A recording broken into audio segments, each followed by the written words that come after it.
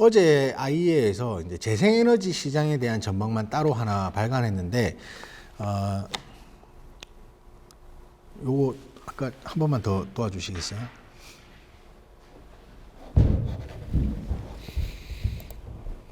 예, 다 꺼져.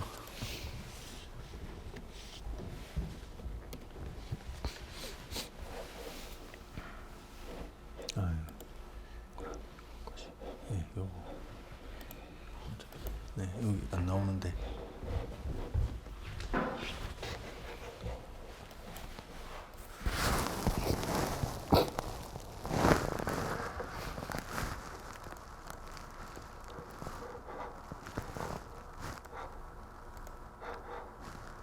네.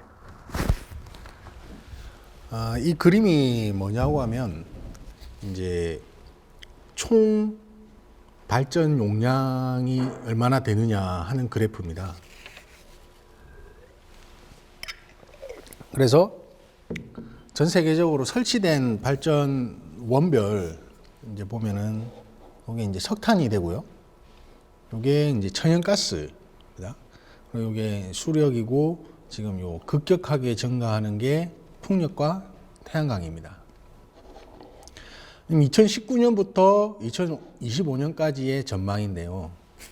보시면 석탄은 조금 줄어들고 천연가스 조금 늘어나고 수력 조금 늘어납니다. 근데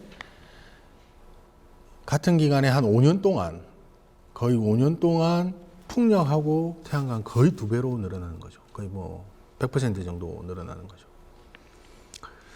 그러니까 여전히 우리나라에서는 아직도 재생에너지가 비싸다.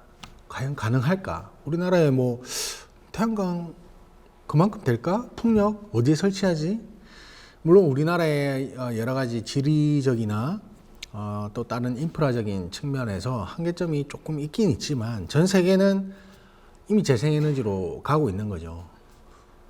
미국 같은 경우에 워낙 토지가 넓으니까 태양광, 풍력 엄청 쌉니다.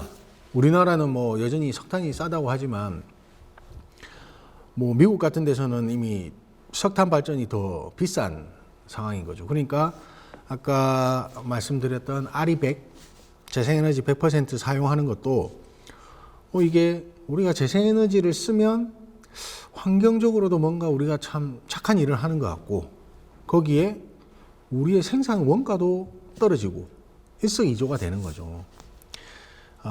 뭐 국가마다 지역마다 조금씩의 편차가 있지만 결국은 이 재생에너지라는 것이 앞으로 우리 향후 한 10년 동안은 계속해서 재생에너지가 급격히 증가할 걸로 예상이 됩니다. 얼마 전에 미국에서 대선 했었잖아요. 기후변화를 부정하는 트모 대통령과 첫 번째 공약으로 파리 기후변화 협약에 복귀하겠다는 이런 어떤 친기후파 우리 바이든 후보 이게 현재까지는 어쨌든 뭐 바이든 후보가 승리한 걸로 공식적으로 나오는 것 같은데 뭐 변수가 있을지 모르겠습니다. 아마 바이든 후보가 최종적으로 대통령이 되면 미국이 더 재생에너지를 많이 쓸 것 같고요. 이미 미국은 사실 재생에너지가 굉장히 많이 설치된 나라입니다. 석탄 발전소도 많이 폐쇄했고요. 이따가 뭐 말씀드리겠지만 뭐 중국, 미국 이 두 나라가 실질적으로 재생에너지 투자를 제일 많이 하는 나라들입니다. 아마 여기에도 나오겠지만 이왕 펼쳤으니까 한번 보고 가겠습니다. 요게 이제 2019년, 20년, 21년에 이 나라마다 재생에너지 설비를 얼마나 추가했는가를 보여주는 건데요. 맨 밑에가 중국입니다. 중국 보시면 전 세계 뭐 거의 한 3분의 1 이상 중국 혼자 차지하고 있고요. 미국도 보면 미국하고 중국이 거의 뭐 절반 정도를 차지하고 있죠. 그 다음이 이제 EU 전체 차원에서 보면 이렇게 되는데요. 뒤에서도 보여드리겠지만 중국은 이미 뭐 재생에너지 쪽으로도 굉장히 설비 투자를 많이 한 나라입니다. 물론 전체 에너지 소비가 많다 보니까 이 재생에너지가 차지하는 비중이 뭐 유럽이나 미국에 비해서 좀 낮을 수는 있지만 규모로만 보면 중국이 훨씬 많습니다. 여기까지만 보고 다시 한번 돌아가겠습니다. 다시 처음으로 가네요.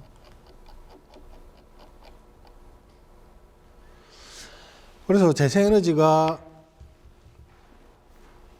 어떤 당위성, 우리가 기후변화에 대응하고 이런 저탄소 경제 시스템을 구축하기 위해서 재생에너지가 필요하다는 당위성도 있지만 비용이 많이 낮아지고 있다는 겁니다. 왜? 기술이 발전하고 설치하기 위한 인프라도 조성이 되고 하면서 재생에너지 비용이 하락하고 있습니다.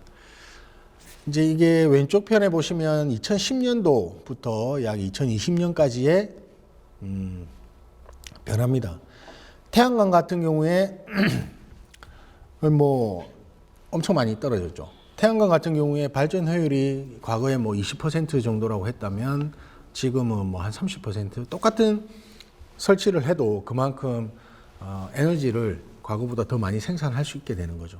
이 태양광 전지라든지 이런 어떤 발전 효율의 기술이 증가하면서 풍력도 마찬가지고 최근에 이제 해상 풍력이 이 재생에너지 확대에 굉장히 그 좀 키 플레이어가 될 걸로 예상을 하고 있습니다. 그 오른쪽에 보시면 풍력 터빈, 이게 풍력 터빈이라고 하면 이게 타워, 그다음에 이 블레이드, 이 로터를 다 합친 이 하나의 풍력 발전기를 말하는데요. 이 터빈의 크기 변화입니다. 2010년에는 약 3메가와트짜리 이런 이제 사이즈가 주력으로 나오다가 현재 여기 보시면 164m라고 나와 8메가와트짜리가 현재 상용화 수준에서는 제일 큰 사이즈입니다. 유럽이나 뭐 미국 이런 미국은 아니고 유럽 쪽에 해상 풍력에 실제로 8메가와트짜리 터빈들이 하나 들어가고 있죠. 그리고 GE라는 회사에서 2021년 출시 목표로 12메가와트짜리 터빈을 만들고 있습니다. 이 12메가와트라고 하면 요거 풍력 한 대만 돌리면 16,000가구가 쓸 수 있는 전기를 생산할 수 있고요. 사이즈 한번 보시면 이 둘레가 터빈 블레이드라고 하는 이 날개가 돌아가는 직경이 220m입니다. 대구에 다들 대구 분들이신가요? 대구 타워? 83타워? 그 타워 높이를 제가 보니까 한 200m 정도 되더라고요, 높이가. 그 타워 하나보다 더 큰 터빈이 돌아가는 거죠. 이 터빈 같은 경우에 지면에서 최고 꼭대기, 날개 꼭대기까지 합치면 한 260m 정도 되니까, 뭐, 그런 대구 타워 같은 게 이제 바다에 설치돼서 돌아가면 엄청나게 많은 에너지를 생산하는 거죠. 뭐 보시면 이제 에펠탑이 320m라고 하네요. 그래서 이것도 한 5년 정도 지나면 더 큰, 뭐 한 15메가와트짜리 이상의 터빈들이 설치되면 결국은 같은 공간에 더 적은 터빈만 설치를 해도 되고, 그럼 비용이 줄어들 거고, 이 터빈 자체의 발전 효율은 더 높아지고, 그러면 이제 비용은 더 떨어질 거고, 국내에서도 2030년에 재생에너지 비율을 뭐 20%까지 늘리겠다고 해서 해상 풍력을 많이 개발을 하려고 합니다만, 아직 우리나라에서는 뭐 인허가 문제라든지 그다음에 업 관련된 종사자들과의 어떤 이런 합의 문제 이런 것 때문에 사실 조금 다른 나라에 비해서는 진도가 더딘 편이긴 합니다. 그렇지만 뭐 우리나라도 이제 그린 뉴딜이라는 정책을 발표를 했고, 재생에너지를 좀 더 많이 보급을 하는 게 결국은 우리나라의 또 산업 경쟁력으로도 좀 도움이 될 수도 있기 때문에, 물론 뭐 요건 좀 개인마다 편차가 있으니까 뭐 그 내용은 좀 넘어가겠습니다. 지금 석유하고 재생에너지로 어떤 에너지 시장의 변화를 말씀드렸는데요. 요걸 조금 이렇게 한번 살펴보겠습니다. 밑에 이제 박스에 보면 2011년 1분기, 그 다음에 2020년 3분기 기준으로 전 세계 시가총액, 기업의 주가죠. 시가총액 순위입니다. 왼쪽 편에 2011년도에 보면 석유 기업들이 대량 포진하고 있습니다. 1등이 엑슨모빌, 2등이 페트로차이나, 그 다음에 뭐 5위에 페트로브라스, 브라질 국영 기업이고요. 그 다음에 아까 얘기했던 뭐 8위에 로얄 더치 쉘, 또 9위에 쉐브론, 한 5개 되나요? 거기에 또 BH 빌리턴이라는 이 자원회사까지 합치면 이 화석연료와 관련된 기업이 그냥 오일이라고 하면 오일이 5개를 차지하고 있습니다. 근데 2020년에 한번 보시면 하나도 없습니다. 하나도 없는 정도가 아니라 지금은 뭐 한 30위권에도 아마 찾아보기 힘들 정도로 석유 기업들의 가치가 그만큼 떨어졌고, 대신 애플, 뭐 마이크로소프트, 아마존, 뭐 페이스북 이런 다양한 IT 쪽 기업들이 차지하고 있죠. 요 특징을 한 2가지 관점에서 보시면, 첫 번째로 산업군이 달라졌다. 뭐 에너지 쪽에서 기술 기업, 뭐 ICT 쪽이죠. 그건 이제 시대가 변화했기 때문에 결국은 에너지를 생산하는 기업보다는 우리에게 기술을, 이런 디지털 기술을 제공하는 기업들의 가치가 더 큰 거죠. 두 번째로 요거를 에너지 공급과 수요자의 관점에서 한번 보면은, 왼쪽에서 석유 기업들이 많이 차지하는 거는 얘들은 이제 공급자죠. 몇 안 되는 기업들이 석유를 생산해서 수많은 사람들이 쓰는 석유를 공급하는, 어떻게 보면 굉장히 권력을, 에너지 권력을 갖고 있는 거죠. 근데 오른쪽에 제가 박스 처리해 놓은 게 총 8개인데, 요 기업들이 아까 말씀드린 아리100에 참여하는 기업들입니다. 요 아리100에 참여하는 기업들이 어떻게 해서 100% 재생에너지를 활용하냐 하면, 자기들이 직접 재생에너지를 설치할 수도 있고요. 재생에너지 발전 사업자와 직접 계약을 해서 우리는 이만큼 재생에너지 쓸게요 라고 하는 겁니다. 그만큼 이제 소비자 입장에서 에너지를 선택할 수 있는 거죠. 큰 변화가 오늘 내용에는 없지만, 이 에너지 시장 자체의 구조가 과거에는 굉장히 중앙 집권적 권력형인데, 왜냐하면 우리나라도 보면 여전히 한전이라는 큰 독점 공급자가 전력을 공급하고 있고요. 나머지 우리 수요자는 전력에 대한 사실 뭐 선택권이 없는 거죠. 전력망, 어떤 국가 혹은 뭐 정부 차원에서의 통제를 통해서 개인이 직접적으로 에너지 접근성이 떨어지는데, 최근에는 내가 조그만 태양광 발전 얹어서 직접 내가 생산을 할 수 있고, 내가 공장에서도 필요한 만큼 계약을 맺어서 갖고 갈 수 있는 에너지의 분산형. 굉장히 이 에너지를 사용할 수 있는 단위도 소규모로, 그 다음에 여러 가지 이제 분산 전원이라는 표현을 쓰는데요. 그렇게 바뀌고 있습니다. 그러니까 저는 이게 이제 결국은 하나의 구조적 변화, 에너지 시장에서 나타나는 큰 구조적 변화라고 생각을 합니다. 그래서 에너지 패러다임이 원자재 채굴 공급 중심에서 이 재생에너지나 배터리와 같은 기술 기반의 시장으로 점점 변화하고 있다, 이렇게 생각이 듭니다. 또 하나 뭐 시총 가지고 재밌는 거 한번 보겠습니다. 테슬라 잘 아시죠? 테슬라. 저도 테슬라 사고 싶은데 너무 비싸가지고 아직 못 사고 있는데, 오른쪽에 보시면 세계 주요 자동차 업체들의 시총 비교를 해 놓은 겁니다. 테슬라가 당연히 압도적이죠. 2020년 7월 기준인데 뭐 1000슬라 했다가 뭐 2000슬라 갔다가 지금은 이제 분할이 돼서 좀 됐지만, 테슬라 이 매출을 한번 볼까요? 세계에서 제일 자동차 많이 파는 그룹이 도요타. 그다음이 그 폭스바겐 그룹이고요. 폭스바겐뿐만 아니라 폭스바겐 그룹에 있는 뭐 포르쉐 등이 다 포함한 거고요. 그다음이 뭐 닛산, 르노 뭐 이런 연합, 이 세 개 그룹을 보면 1년에 전 세계적으로 1,000만 대 이상씩을 팝니다. 자동차를. 근데 테슬라가 작년에 몇 대를 팔았냐 봤더니 20몇만 대인가요? 뭐 그 정도밖에, 하여튼 40만 대 팔았다네요. 40만 대. 1,000만 대 하면은 몇 배인가요? 25배 되나요? 뭐 그 정도 차이가 나는데도 기업의 가치라고 평가할 수 있는 시총을 보면 뭐 압도적으로 크잖아요.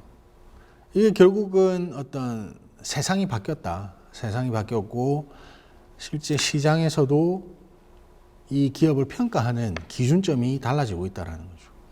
아무리 돈 많이 벌고 생산 많이 해도 그런 기업보다는 미래를 선도할 수 있는 이 저탄소, 기후변화, 이 흐름에 맞는 사업을 하는 기업의 가치가 점점 커질 거라는 기대가 반영된 결과겠죠. 뭐 테슬라가 얼마나 더 혁신적으로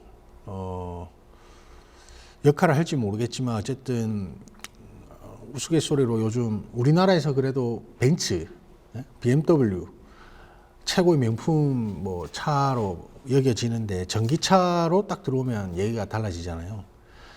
사람들이 같은 가격이라도 테슬라는 사지만 저기 뭐지? 벤츠 거는 머뭇거리는 그런 상황이 발생하는 거죠.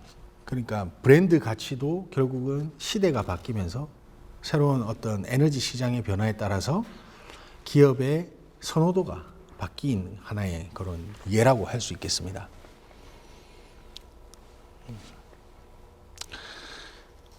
이제 중국 얘기 잠깐 하고 넘어가겠습니다. 제가 사실 뭐 중국에 대해서 그렇게 자세히 알지는 못하지만 보시면 아까도 말씀드렸지만 이미 중국은 전기차 보급에서도 세계 1위 국가고요.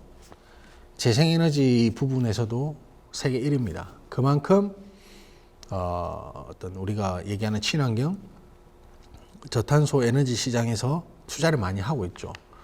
하지만 워낙 석탄이라든지 가스라든지 석유 소비가 많다 보니 그 비중이 낮을 뿐이지 이 재생에너지 사용하는 걸로만 보면 어마어마합니다. 그래서 왼쪽 그래프에서도 보시면 세계 전체 재생에너지 설치 용량에서 중국이 뭐 거의 뭐 30% 이상, 40% 가까이 차지하고 있죠. 그다음에 전기차 보급도 보시면 2018년 기준인데요. 전 세계 판매량의 절반가량이 중국에서 팔리고 있습니다.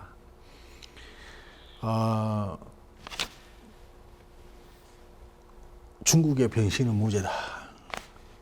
중국이 제가 볼 때는 엄청난 큰 거 한 방을 날렸습니다. 얼마 전에 시진핑 주석이 유엔 총회인가요? 거기서 우리가 2060년까지 탄소 중립을 달성하겠다라고 선언을 했습니다. 뭐 이제 난리가 난 거죠. 설마 중국이 이 뭐 환경오염의 주범, 뭐 기후변화, CO2 배출의 주범이라고 불리던 중국이 전혀 이런 탄소 중립 대열에 동참할까라고 했는데 갑자기 2060년 탄소 중립을 선언한 겁니다. 물론 아까 말씀드렸던 전 세계가 얘기하는 2050년보다는 늦은 시점이지만 중국이 세계 1위 또 온실가스 배출 국가거든요. 그런 나라가 어쨌든 탄소 중립이라는 걸 하겠다라고 발표를 하니 기존에 이제 머뭇거리던 국가들도 중국도 하는데 우리는 안 해도 될까? 중국 발표하고 얼마 안 있어서 이제 일본 스가 총리가 취임하고 발표하면서 바로 2050년 탄소 중립 얘기했죠. 중국의 탄소 중립이 발표가 나니까 이제 많은 기업들도 이제 우리도 정말 움직여야 된다. 이런 인식이 이제 강하게 들어오게 됩니다. 중국은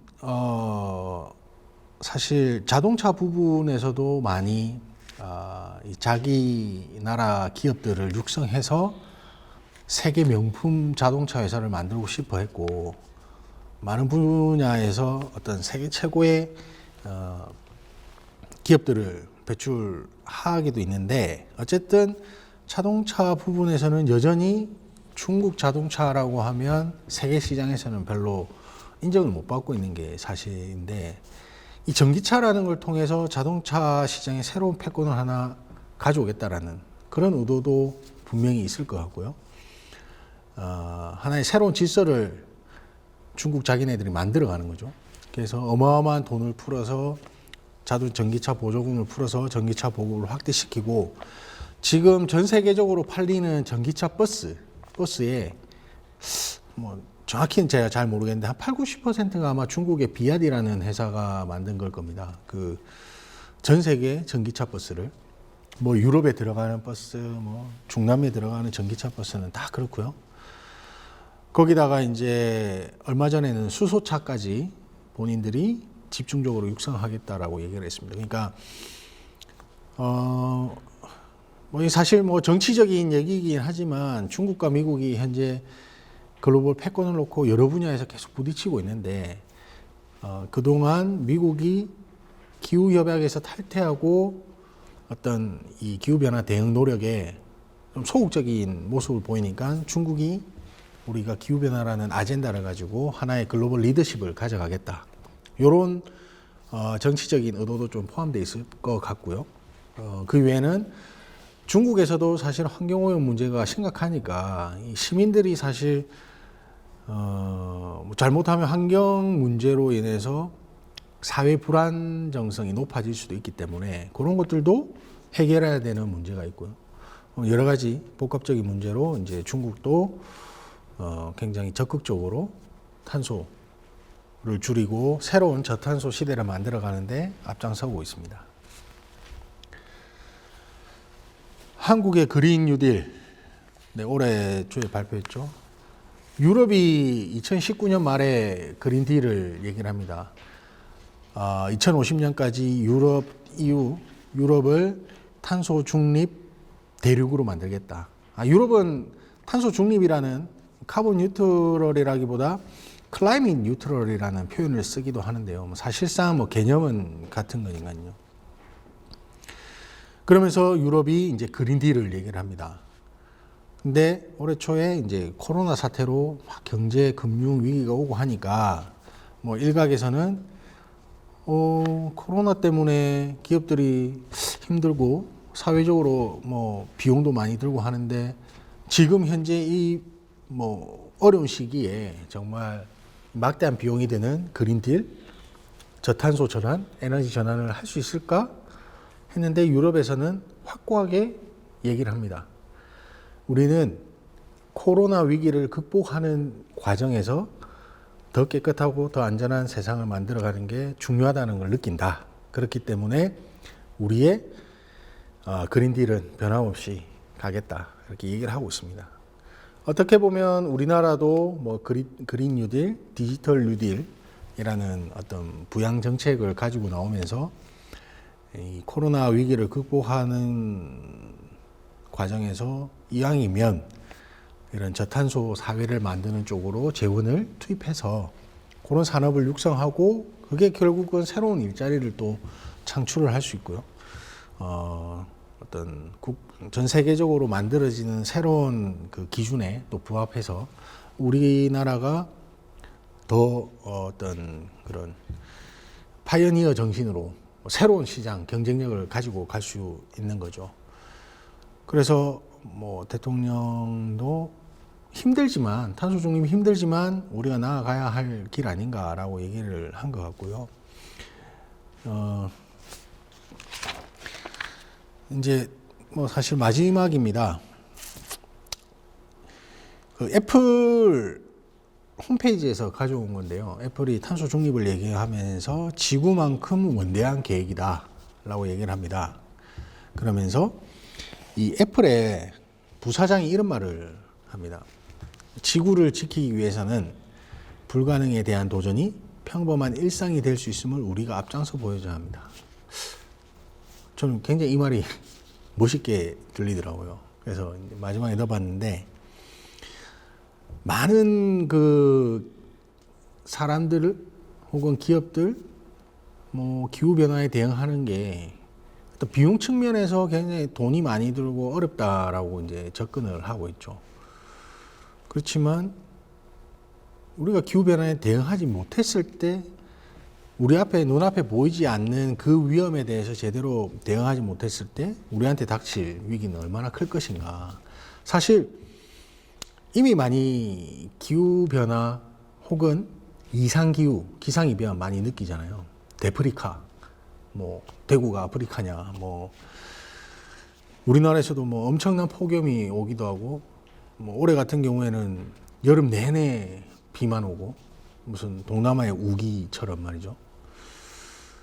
그런 이상기후 현상은 점점 잦아지고 있습니다. 뭐 호주에서 몇 달 동안 산불이 나고 그로 인해서 뭐 수억 마리의 뭐 캥거루가 죽었다고 하고 그러는데, 그러니까 기후변화라는 문제는 사실 자꾸 이제 북극곰 얘기하고 하니까, 그러니까 뭐 내일 아닌 것 같고 남의 일인 것 같고, 뭐 기후변화 저거 뭐 내 살아있을 때 저게 뭐가 있을까라고 얘기를 하지만 실제로 우리 세대도 그런 위험에 노출될 수 있는 거고, 우리 다음 세대는 더 그럴 수 있겠죠. 그래서 그 웨스테드라는 덴마크 회사의 지속 가능 보고서에 보면 CEO가 이렇게 얘기를 합니다.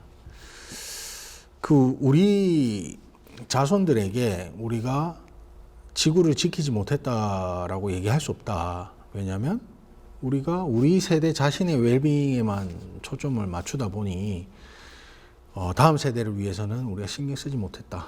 이런 얘기 할 수 없다라는 거죠. 그렇기 때문에 우리가 나서서 행동을 해야 된다라는 겁니다. 요즘 뭐 이제 기후 변화에 대해서 이제 좀 얘기를 좀 강하게 주장하면 어디 가면 이제 사람들이, 저도 동영상이나 이런 걸 보면 뭐 질문을 하더라고요. 그럼 개인이 할 수 있는 게 뭐가 있을까요? 그럼 좀 종종 나온 얘기가 육식을 줄여야 합니다. 뭐 이런 얘기를 많이 하거든요. 사실 뭐 소고기 축산 과정에서 발생하는 이 메탄가스가 또 엄청난 걸 하는데, 소고기를 안 먹으면 된다. 사실 저는 뭐 그런 부분에 대해서는 뭐 절반 정도만 좀 동의를 하는데, 우리가 그런 노력도 좀 같이 기울여야겠죠. 개인 차원에서 최대한 뭐 에너지를 덜 쓸 수 있는. 근데 그런 것보다는 저는 오히려 우리의 에너지 시스템이나 이런 근본적인 걸 바꾸는 게 더 중요하다고 생각이 듭니다. 우리가 보통 에너지를 자꾸 돈으로 인식하는데요. 여름에 에어컨을 많이 틀면, 뭐 전기료 많이 나오잖아, 에어컨 좀 꺼. 겨울에 히터 많이 틀면, 전기료 많이 나오는데 이거 좀 히터 좀 적당히 틀어. 그러니까 에너지를 소비하는 게 지구의 어떤 환경을 오염시키거나 이런 측면에서 우리가 생각을 하기보다는 돈으로 생각하다 보니까 그런 부분이 많이 왜곡된 현상이 있는 것 같은데, 저는 오히려 재생에너지를 우리 집 지붕에 깔고 얼마든지 에너지를 무한하게 쓸 수 있다라고 하면 내가 쓰고 싶은 만큼 에어컨을 써도 환경에 대한 죄책감도 없을 거고, 뭐 비용적인 측면에서도 별로 문제가 없을 거고, 이제 뭐 아직까지는 우리가 그런 사회를 구현하기에는 준비가 덜 됐겠지만, 점점 사회 경제적으로 그런 부분들이 확산된다면 아마 우리가 마음껏 죄책감 없이 에너지를 쓸 수 있는 그런 사회가 오지 않을까, 그렇게 기대를 하고요. 제가 근무하는 포스코를 뭐 아시는 분도 있을 거고 모르실 수도 있는데, 포스코도 사실은 CO2 배출을 많이 하죠. 많이 하지만 최근에 들어서 어떻게 하면 우리가 이 탄소 배출을 많이 줄일 수 있을까? 그리고 전 세계적인 탄소 중립 행렬에 우리는 어떻게 동참할 수 있을까 사실 많이 고민을 하고 있습니다. 많이 고민을 하고 있고 그러한 것들이 점점 내부와 또 외부 이런 관계자들과의 협력을 통해서 회사에서도 많이 노력하고 있고요. 그래서 뭐 제가 준비한 강의는 여기까지고요. 저는 어쨌든 이 클라이밋 액션이라는 게 우리가 좀 더 개개인이 좀 더 관심을 가진다면 우리 사회도 조금씩 더 빨리 가고 그걸 통해서 결국은 우리가 새로운 어떤 경제 패러다임에서 우리나라의 산업이 경쟁력을 가지고 또 새로운 일자리도 창출할 수 있고 선순환하는 구조로 갈 수 있지 않을까 그렇게 생각을 합니다. 여기까지 하고 혹시 뭐 질문이 있으시면 질문 네.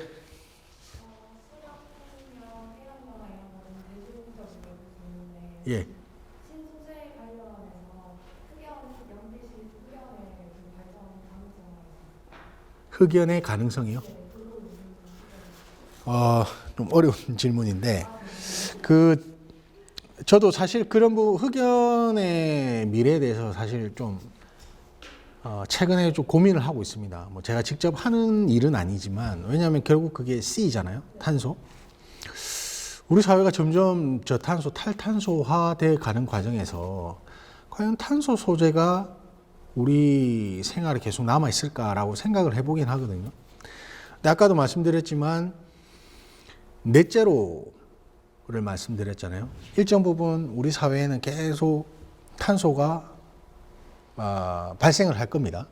그렇지만 그 중에 있는 이제 카본 캡처, 탄소 포집이라는 기술을 통해서 예를 들면 공장에서 막 나오는 가스에서 탄소만 포집을 하는 거죠. 그 탄소를 포집을 해서 이걸 땅에다가 묻거나 혹은 재활용을 합니다. 뭐 탄소 가스를 가지고 새로운 어떤 액체 연료라든지 화학 제품의 원료로 쓸 수 있는 거죠. 그러면 이 탄소라는 놈은 계속 공기 중에 배출이 되지 않고 새로운 공정을 통해서 사용될 수는 있겠죠. 그리고 사실 우리가 쓰는 엄청난 양의 플라스틱, 우리가 플라스틱 없는 세상에 살 수 있을까라는 생각을 해보면 플라스틱도 결국은 C로 구성된 원자가 들어가는데 아마 아까 석유가 계속 줄어들 거라고 얘기를 했지만 한 20년 뒤에도 아마 석유 소비는 엄청나게 많을 겁니다. 많을 건데 그 중에 대부분은 이런 플라스틱과 같은 석유 화학 제품의 소재로 만들어지겠죠. 그러면서 그게 일정 부분은 또 계속 재활용이 될 거고 일정 부분은 플라스틱이라는 소재 자체가 새로운 어떤 뭐 원자 구성이랄까요? 뭐 물질로 대체가 되겠죠. 분해가 가능하다든지. 지금 뭐 그래핀이라는 게 불과 몇 년 전에 이제 뭐 꿈의 신소재 뭐 이렇게 얘기를 해서 나오는데 그러한 것도 우리가 천연 흑연을 가지고 할 수도 있을 거고 뭐 인조 흑연이라고 하면 아까 그런 인공 뭐 C를 포집해서 할 수도 있을 거고요. 그런 측면에서 보면 저는 뭐 제가 확실하게 뭐 말씀드릴 수는 없지만 그 소재에 대한 뭐 기술이나 시장 이런 것들이 좀 뭐 재평가되지 않을까라는 생각을 하고요. 그게 정말 모르겠습니다. 뭐 그것까지 제가 사실은 그 부분은 뭐라고 더 이상 뭐 말씀드릴 게 없을 것 같아요. 네. 혹시 뭐 아니면 뭐 포스코에 대해서 궁금한 거 여쭤봐도 되고. 네. 네. 제가 농담하지만 사랑하는 포스코 연구원에서 오셨는데 지금 계속 거시적인 측면에서 기후변화와 그에 대한 에너지 산업의 전환에 대해서 계속 설명해 주셨는데 조금 학생들이 이해하기 쉽게 다가가려면은 포스코라는 기업은 사실 여러분들 아마 잘 모르시겠지만 한국에서 가장 많은 이산화탄소를 배출하는 단일 인간 중에서는 그러니까 어떻게 보면 기후변화의 가장 나쁜 악역을 맡고 있는 기업인데 그 기업에서 지금 에너지 플라스틱 넷제로를 위해서 구체적으로 어떤 노력들을 하고 있는지, 어떤 계획들을 세우고 있는지, 그래서 이쪽은 설명해 주시면 학생들이 이해하는데 도움이 될 것 같고, 두 번째 하나 점은 이건 제가 평상시 갖고 있던 궁금증인데, 이산화탄소 배출권 거래 시장이 한국에도 이미 도입되어 있는데 현재 최근 거래 현황이나 앞으로 전망은 좀 어떻게 되는지 간단하게 좀 설명해 주시면 좋을 것 같습니다. 네. 뭐 배출권 거래 현황부터 말씀드리면 아마 지금 이제 3기로 들어가면서 기존의 할당량 국가에서 이제 기업들 대상으로 왜 이 정도는 배출을 해도 돼라고 약간은 인정해주는 그런 할당 개념인데요. 그걸 이제 점점 줄여 나갈 겁니다. 왜냐하면 아까 말씀드린 우리나라 그 장기 저탄소 발전 전략 LEDS가 확정되고 2050년까지 우리나라가 뭐 75%가 됐든 탄소 중립이 됐든 온실가스를 줄여 나가야 된다면 결국은 이 온실가스 배출권 거래제를 통해서 기업들이 계속 이 배출권을 사는데 비용에 대한 부담을 느끼게 해서 줄이게 만드는 거죠. 그러니까 실제로 거래할 수 있는 그 규모를 점점 줄여 나갈 겁니다. 그리고 뭐 가격은 글쎄요, 뭐 현재 톤당 한 2만 원대 정도로 거래되는 걸로 아는데 작년, 재작년인가요? 조금 한참 비쌀 때는 한 4만 원까지 갔던 것 같은데 아마 점점 비싸질 것 같고요. 예를 들면 일부 그 국가 산업 경쟁력의 핵심이라고 볼 수 있는 기간 산업들, 철강도 포함해서 일부 업종에 대해서는 예를 들어서 뭐 100만 톤이다 하면 그 100만 톤에 대해서는 비용을 지불하지 않아도 그냥 무상 할당해 주는 게 있었는데 그런 것도 다 이제 일정 부분 유상 할당으로 바뀌어 나갈 거고요. 결국은 이러한 제도를 통해서 온실가스를 줄일 수 있는 방향으로 나가겠죠. 뭐 좀 더 구체적인 상황들은 뭐 좀 더 봐야 될 것 같고요. 이제 포스코 같은 경우에는 왜 석탄을 통해서 이산화탄소가 발생을 많이 하냐면 조금 간략히 말씀드리면 철강을 생산하는 데는 두 가지 방법이 있습니다. 크게 하나는 우리가 말하는 고철, 스크랩을 가지고 녹여서 이 전기로라는 로를 통해서 녹여서 다시 셀을 만드는 겁니다. 또 하나는 철광석하고 석탄, 요 두 가지를 합쳐서 이 고로라는 로를 통해서 녹여서 셀을 만듭니다. 그러니까 쇳물 1톤을 생산하려면은 그 한 석탄이 대략 한 0.7톤 정도가 들어갈 텐데요. 거기에 이제 석탄이 연소되면서 이제 C가 발생하겠죠. 발생하는데, 그러면 이 C를 줄이기 위해서는 현재 기본적으로 스크랩을 많이 쓰면 석탄을 덜 쓸 수 있으니까 줄일 수 있겠죠. 그 다음에 또 하나는 아까도 말씀드린 그 공기 중에 나오는 탄소를 포집하는 겁니다. 카본 캡처 기술을 통해서. 그러면 배출이 되지 않겠죠. 그런데 그거의 문제는 어딘가 저장을 하든 어딘가 이렇게 재활용을 해야 되는데 그것도 아직 기술적으로 어렵기 때문에 초기 단계에 있고요. 궁극적으로 많은 철강사들, 특히 유럽 철강사들이 하는 게 수소 환원 제철이라는 겁니다. 그러니까 석탄이라는 걸 대신 수소를 넣어서 수소를 통해서 철을 만드는데 수소를 들어가면 CO2가 아니고 H2O가 나오는 거죠. 그러니까 궁극의 어떤 카본 프리 스틸 메이킹이라고 얘기를 하는데 그런 것들이 여전히 경제성이 떨어지니까 사실 힘이 듭니다. 그렇지만 뭐 포스코도 지금 여러 가지 방면으로 기술 개발을 통해서 그런 혁신적인 기술을 개발 중에 있고 그걸 통해서 좀 탄소를 획기적으로 줄여 나갈 걸로 지금 예상을 하고 그렇게 준비를 하고 있습니다. 그래서 포스코가 아마 그 새로운 아주 청정 기업으로 변모하지 않을까 그렇게 기대를 하고 있습니다. 네. 뭐